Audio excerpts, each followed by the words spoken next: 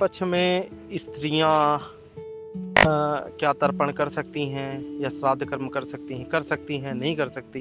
अगर कर सकती हैं तो क्यों, और नहीं कर सकती हैं तो भी क्यों? एक प्रश्न है कि जिनके पुत्र नहीं होते या जिनके पुत्र नहीं हैं, क्या वो भी श्राद्ध कर्म पितृ तर्पण कर सकती हैं? क्या लड़कियों के लिए पितृ तर्पण का कोई विधान है क्या? तो हाँ, पूर्व काल में शास्त्रों में बड़े पुत्र के लिए प्राथमिकता इसमें दी गई, लेकिन यदि पुत्र नहीं हो तो पुत्रियां कर सकती। पुत्रियों को श्राद्ध करना चाहिए, पुत्रियों को तर्पण करना चाहिए, पुत्रियां कर सकती हैं ऐसा।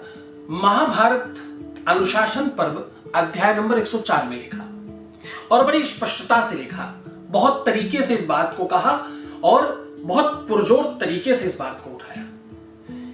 यत्र नाशात् नरः पुत्राः तत्र स्त्री श्राद्ध कर्मणो। मतलब क्या है? जहां पुरुष संतान ना हो, जिनको पुत्र नहीं होते, वहां स्त्री भी श्राद्ध कर्म तर्पण कर सकती है।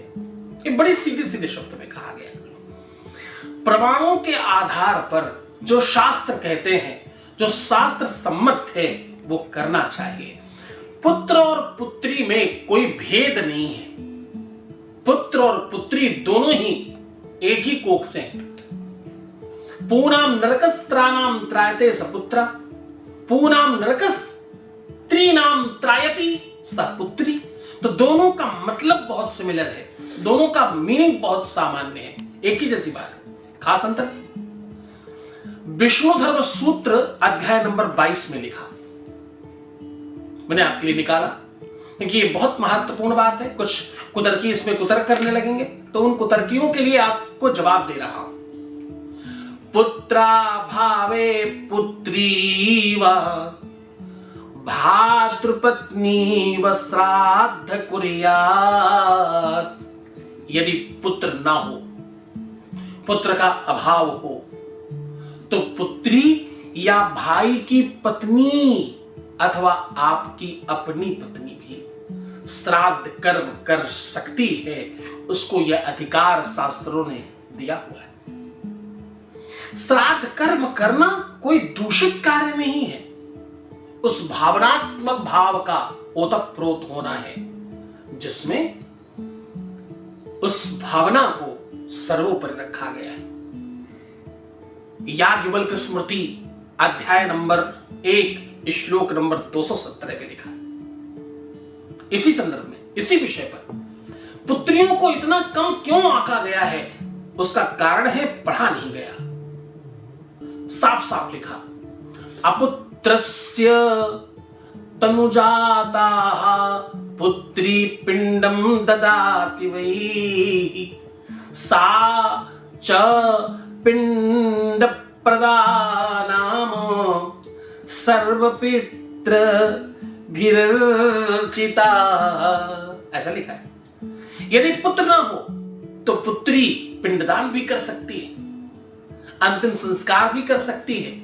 ऐसी पुत्री को पिंडदान या पिंड प्रदा कहा जाता है और पितर उससे तृप्त होते हैं। पितरों को वो भाग मिल जाता है, ऐसा धर्मशास्त्रों में कहा गया।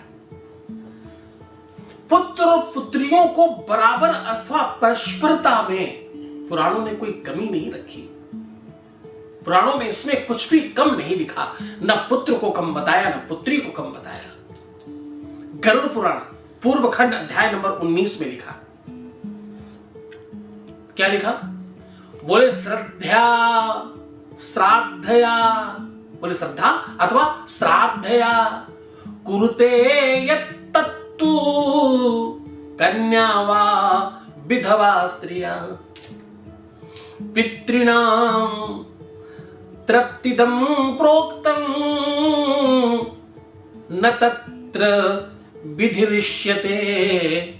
यदि पुत्र ना हो, पुत्र का अभाव हो, पुत्र कहीं ऐसी जगह हो जहां वो पिंडदान अथवा श्राद्ध कर्म नहीं कर सकता, तो पुत्री या विधवा स्त्री, भगनी अथवा बुआ अथवा आपकी बेटी की बेटी भी श्रद्धा पूर्वक श्राद्ध कर सकती है। वह पितरों को तृप्त करने वाला श्राद्ध होगा और पितरों को उसका भाग मिलेगा। अभाव में प्रभाव और प्रभाव में अभाव का दर्शन है। पुत्र और पुत्री क्या एक ही कोख में पलने वाले दो बच्चे हैं। एक दक्षिण कक्ष में है, एक वाम कक्ष में है। हाँ, एक दाहिनी तरफ पलता है, एक बाईं तरफ पलता है, बस इतना सा फर्क है।